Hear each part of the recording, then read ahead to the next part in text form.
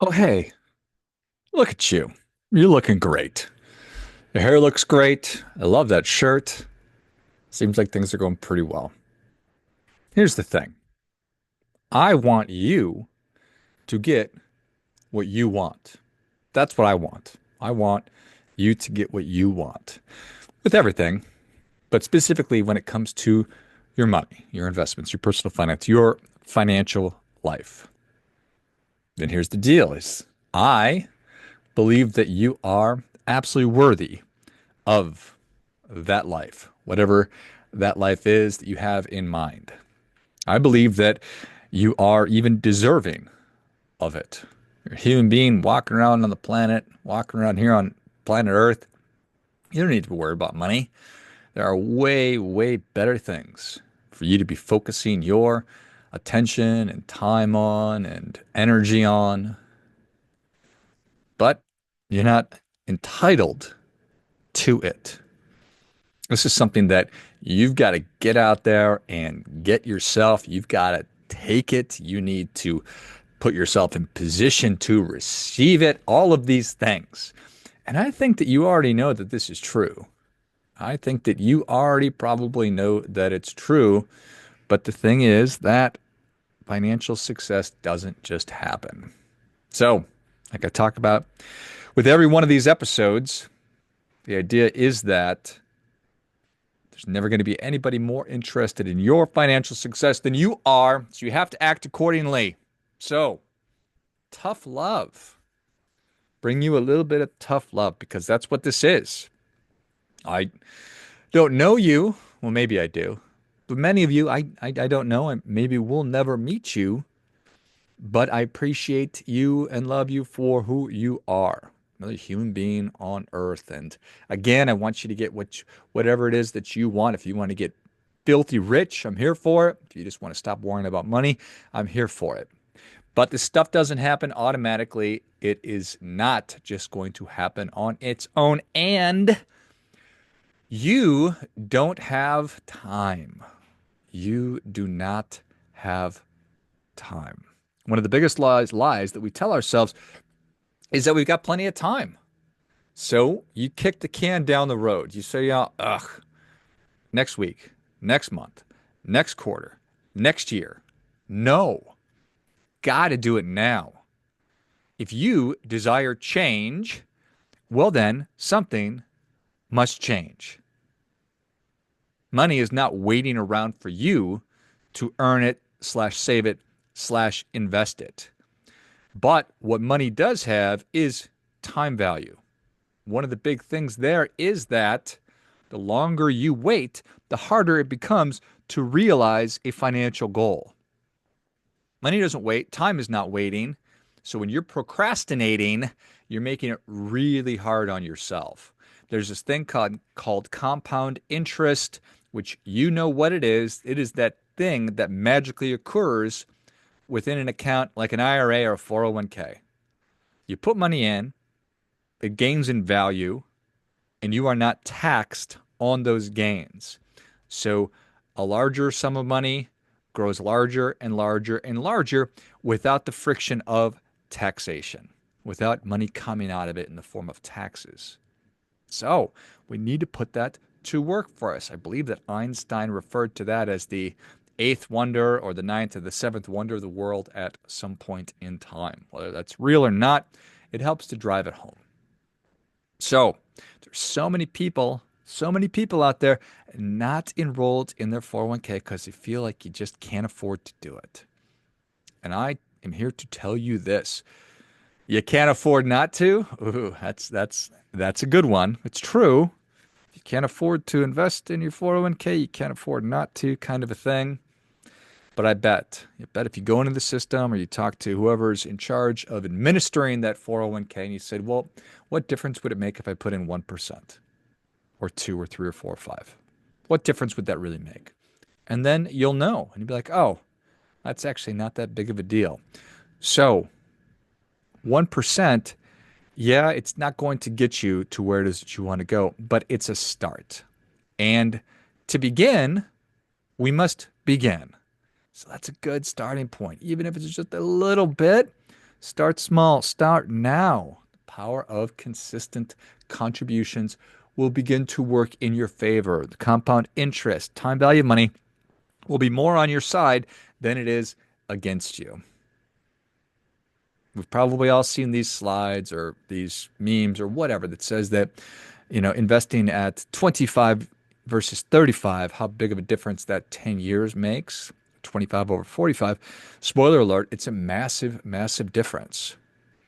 Just giant. It's obviously you're putting more money in, but even if you put in a similar amount, it's the time that really plays the biggest role. So we need to be honoring all of the different masters in our lives. You've got a lot of obligations. You've got a lot of stakeholders, just a lot of things that are desirous of your most valuable resources, time, attention, energy, and money. We need to be good stewards of how we're allocating those things. But another one of those stakeholders, another one of those masters that we're trying to serve is your future self. And I don't want you to meet your future self in the future and have that be a negative interaction. How could it be? Well, if you wait and never save any money and you turn 65, well, your 65-year-old version of you is going to be super pissed. They're going to be dour and resentful and angry, not going to be happy with you. I don't want that. I would rather you meet that older version of yourself, God willing. God willing, we'll all get to meet the older version of ourselves. And that hopefully will be a happy occasion. Like George. Yes, 65-year-old George. What a great job saving all this money. What a great job investing. Thanks for thinking of me all this time. We never even met. And you're putting all this money aside for me. So, next thing I want to talk with you about. Stop trying to beat the market. Just stop. Stop trying to beat the market. A lot of nuance coming at you right now, but fundamentally, professional traders, folks that do this, they eat, breathe, sleep it, they bathe in it, they vacation with it, they go to the movies with it. They are in a long-term relationship with trading and the markets. They will tell you when you're getting started with investing, you will go and you will invest in individual stocks and you will lose money investing in individual stocks. And they refer to that as the professionals refer to that as paying your tuition. It's an education. You are realizing just how hard it is to beat the stock market. And I'm not sitting here saying that nobody does it, because plenty of people do it, but they are known as professionals. It's not realistic, nor is it probable, nor is it even possible for me to play in the NBA or the NFL. I played tennis at a really high level. I was a D1 athlete, but it wasn't possible for me to be a professional tennis player. There are levels to all of this stuff. But the through line there is, or I guess the most important thing is, a professional athlete has a combination of immense skill, physical gifts, mental toughness, work ethic, resources, all of these things that they bring to bear in their craft. It helps them to play professionally at on the PGA, the NBA, the NFL, the WNBA, whatever it might be. So is it possible to beat the market? Yeah. It just isn't very probable unless you are making the investments necessary to do it consistently. So I'm not saying that you shouldn't try. I'm not saying you shouldn't do it, but I advocate you do that only if you are invested, if you are working, if you are learning, if you are doing what it takes to become professional, to have the skill, the know-how, all of those things. Otherwise, you are just making mistakes. The thing about beating the market is you have to be right 2 times. You have to be right when you buy it, so the price of the stock that you're buying, you have to buy it at the right time, and then you have to sell at the right time also. And almost every part of our brain is working against you. We want to buy when things are high and sell when they are low, which is the opposite of what we are supposed to be doing. Nobody wanted to talk about Bitcoin when it's $555. I just Saw a video from not that long ago, but 10 years ago, roughly speaking, when Bitcoin was at 500 bucks a Bitcoin. Dave Ramsey was saying, you're an idiot if you invest in this.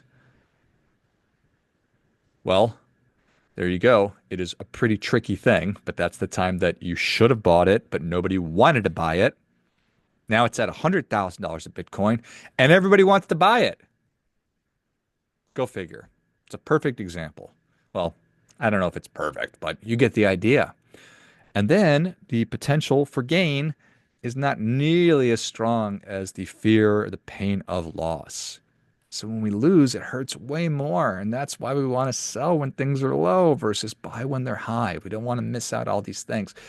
So there's just a lot that goes into it. So I'm not dissuading you from doing it, but I'm saying stop doing it instead of investing in low cost, well diversified, boring, passive type investments. So let's go through a quick example. You can go buy shares of Nvidia or go buy shares of Apple. On the outside looking in, these are really, really good companies. On the inside looking out, they're probably really good companies too. Right? So you could go and do that. Or you can go buy shares of the S&P 500. The S&P 500, it's the 500 biggest stocks on the stock exchange. So when you buy a share of that, what you're doing is you're buying a small piece of all 500 of those companies. So if a bunch of them go out of business, it's not that big of a deal versus if your one stock goes sideways, crashes, all your money is going to be gone. So what I suggest is that you do this for all of your most important financial goals and objectives. Let's just say that all your financial goals and objectives, down payment on a home, your retirement, kids' education, those three, those should all be funded in a very, very boring fashion using low cost, well diversified mutual funds, passive mutual funds, or exchange traded funds, ETFs. Once you've done that, and I'm not saying you have to be fully funded. If you want to have $2 million when you retire, I'm not saying you need to have $2 million. I'm saying that you need to be saving the proper amount and investing the proper amount today, each month. So I'm doing $1,000 a month. Awesome. You're doing that.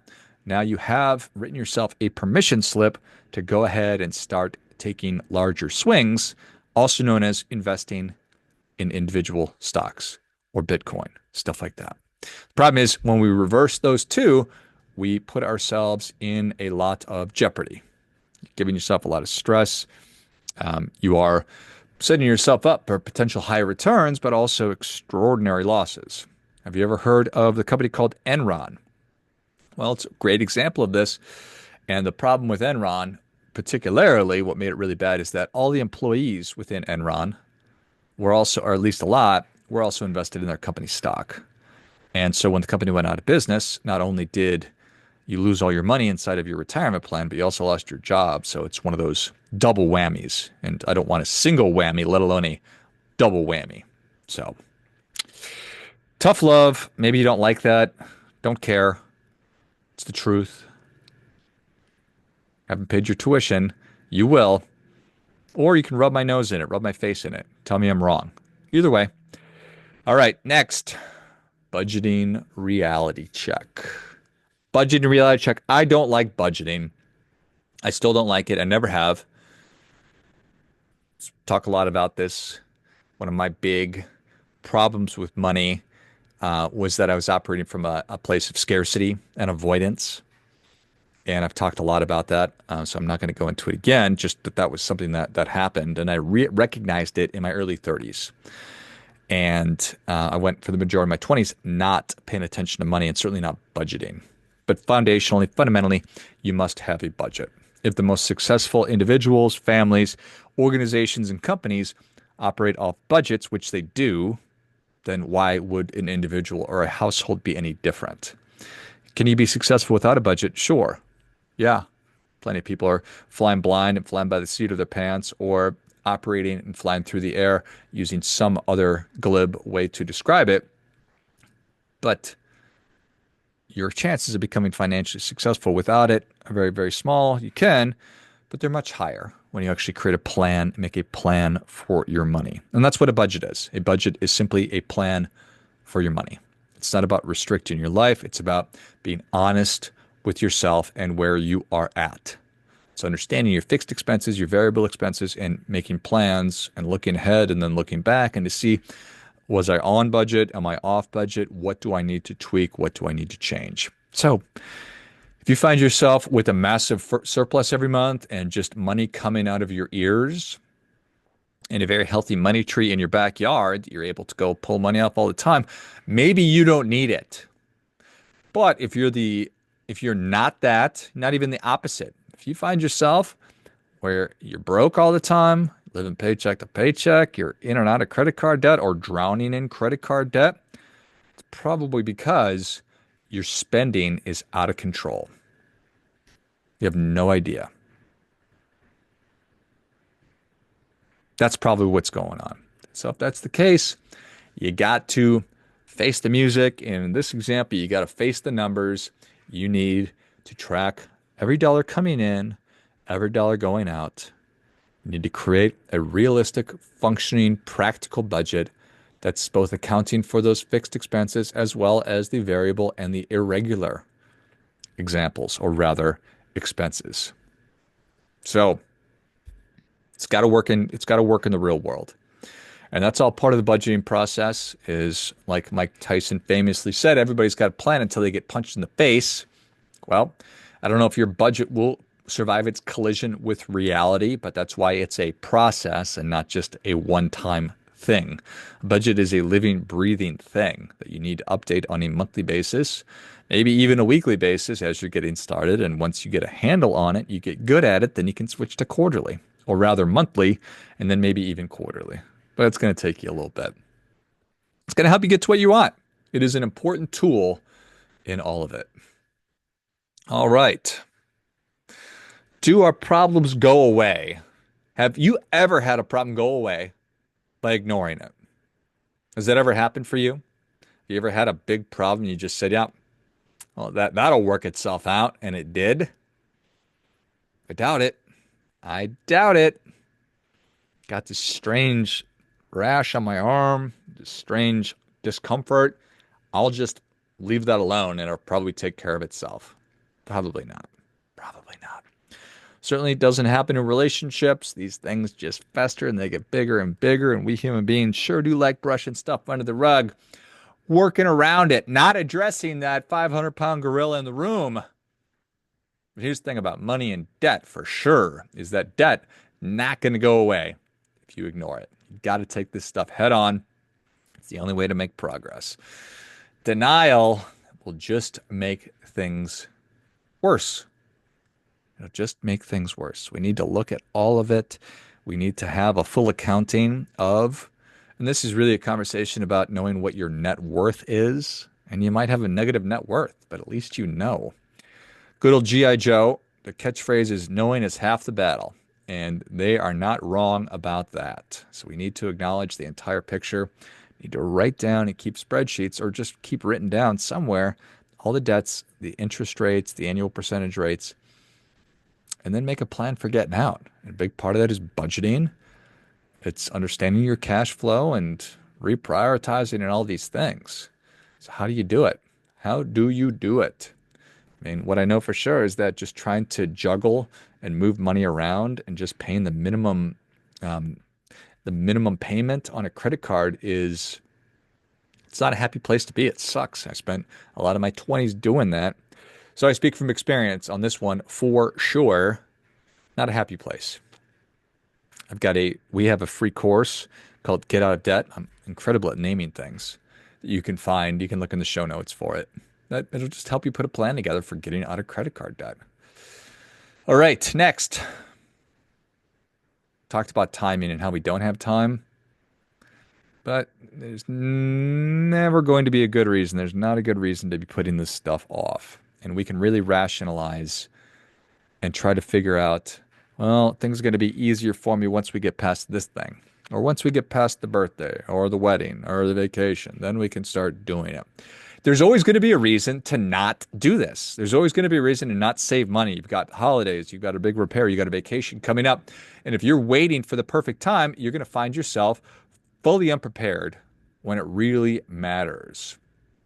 So We have to be prepared. We have to have an emergency fund. Do you have it? Do you have any money?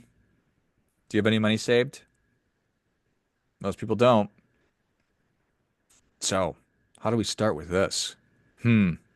Well, I think that the first step here is you need to get $1,000 saved up in an account that's separate from your everyday checking account. $1,000 enough to cover most minor emergencies. Then I advocate that you start paying yourself first. So if you're not currently saving any money, like I talked about earlier, enroll in the 401k, open up an IRA, and just start putting 1% of your income into it on a monthly basis. From there, I want you to get 1 month's worth of your expenses saved up, which is why we need to know our cash flow and our budget so you know what that number is. Once you have 1 month, then I advocate that you attack that credit card debt. Make a plan for getting out and then execute the plan, however long that's going to take you. Do that. And then I want you to get to 2 months, 3 months, 4 months, 5 months, and then 6 months saved up. And as I always say, those words leave my mouth so easily, but I know how hard it is to actually get there. So I'm not saying it's easy to do any of this stuff. If it were easy, then everybody would do it. And you know that anything worthwhile in your life is not easy. It all requires it's choices, but it's sacrifices slash investments. Got to get to the point where you have 6 months worth of living expenses saved up in your emergency fund.